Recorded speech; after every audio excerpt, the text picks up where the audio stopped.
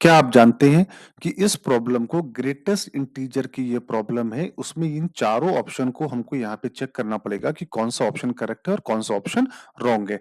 तो सबसे पहले हमको जो ये फंक्शन लिखा है, इस फंक्शन को थोड़ा हम एनालिसिस करते हैं।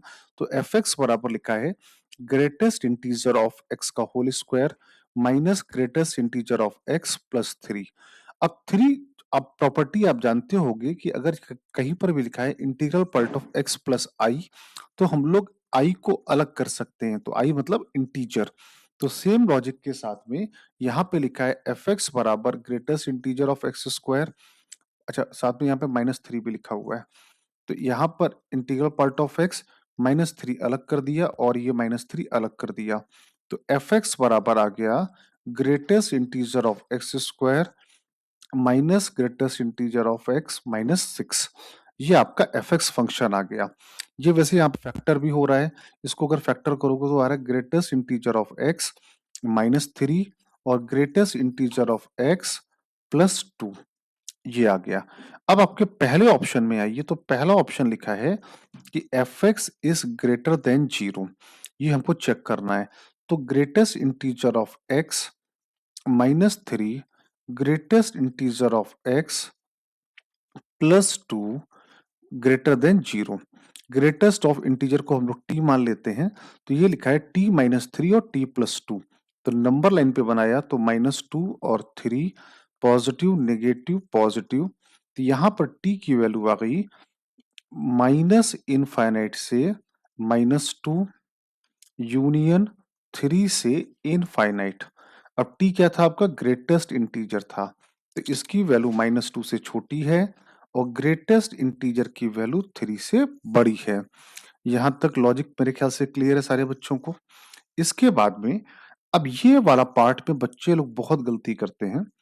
तो देखो इसकी वैल्यू माइनस टू से कम है, मतलब कि माइनस टू से कम का मतलब क्या हुआ? या तो माइनस थ्री या तो उसके बराबर। इसकी वैल्यू थ्री से बड़ी है, मतलब फोर या फोर से ज्यादा। अब इंटीग्रल पार्ट ऑफ एक्स की वैल्यू माइनस थ्री या उससे कम है।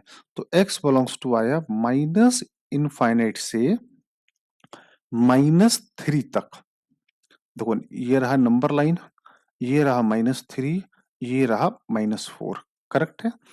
अब आपको चाहिए कि इसकी वैल्यू माइनस थ्री आए या उससे कम आए।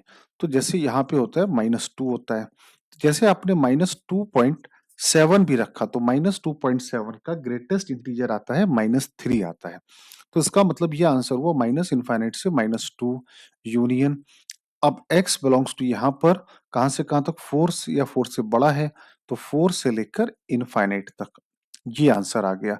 तो क्या ये आंसर यहाँ पे सेटिस्फाई कर रहा है क्या पहले ऑप्शन में? तो यहाँ कहा गया है केवल फोर से इनफाइनाइट, जबकि ये पार्ट भी आंसर है। तो पहला ऑप्शन क्या हो गया? गलत हो गया। अब इसके बाद सेकेंड ऑप्शन क्या गिवन है? एफ एक्स नेगेटिव है माइनस वन से थ्री के बीच में। तो एफ एक्स नेगेटिव है, मतलब ये एफ एक्स जो है वो नेगेटिव है। अब एफ एक्स नेगेटिव है, सेम कहानी बनेगी।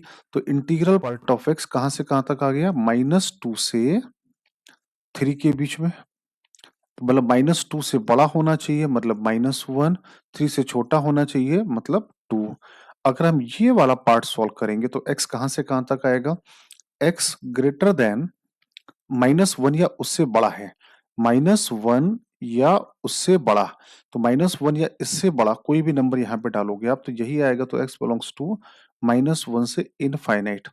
और ये वाला पार्ट सॉल्व करेंगे तो टू या टू से छोटा है, तो X belongs to minus infinite से थ्री तक जाएगा। अब दोनों का अगर आपने इंटरसेक्शन लिया, माइनस वन से इनफाइनाइट और माइनस इनफाइनाइट से थ्री, तो ये आएगा माइनस वन से लेकर थ्री तक। लेकिन थ्री क्या रहेगा? एक्सक्लूड रहेगा। यहाँ पे थ्री इंक्लूड है, तो ये ऑप्शन भी यहाँ पर थ्री इंक्लूड है। थ्री इंक्लूड तो नहीं हो रहा है यहाँ पर हमारा, क्योंकि थ्री से छोटा चाहिए। तो थ्री इंक्लूड तो नहीं हो। अभी मैंने ऑप्शन चेक किया तो यहाँ पर क्वेश्चन में ही थ्री एक्सक्लूडेड है। थ्री क्या है? एक्सक्लूडेड है। तो इसका मतलब ये ऑप्शन करेक्ट हो गया। करेक्ट है, क्योंकि यहाँ पे ऑप्शन में थ्री एक्सक्लूडेड है, वही हमारा भी आया था। इसके बाद इसका तीसरा ऑप्शन चेक करते हैं। वैसे तो आगे चेक करने की कोई जरूरत ही नहीं है, लेकिन फिर भी मैं आपको तीनों ऑप्शन यहाँ पे चेक करके बता दे रहा हूँ। थर्ड ऑप्शन की बात करें तो थर्ड ऑप्शन यहाँ पे लिखा है ये। तो जीरो से टू के बीच में एफ एक्स।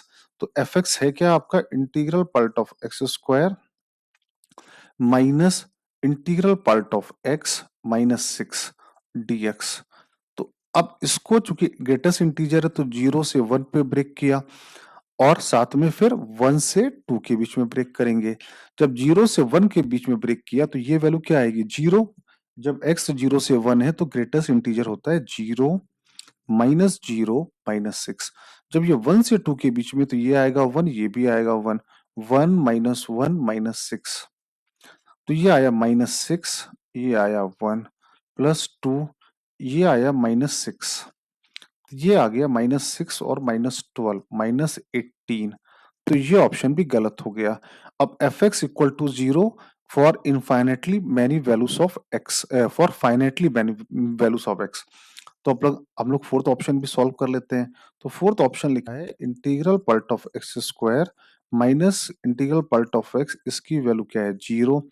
तो x माइनस 3 और integral part of x plus 2 equal to 0।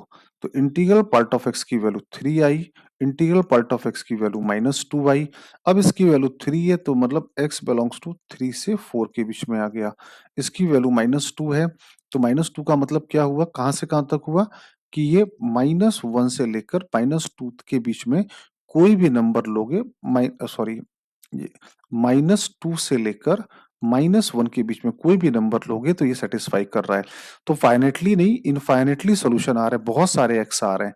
तो ऑप्शन नंबर 4 भी रॉन्ग हो गया। तो करेक्ट आंसर क्या हुआ, तो करेक्ट आंसर यहाँ पर आपका सेकंड पार्ट होगा, जाके जो हम लोगों ने पहले प्रूफ कर लिया था।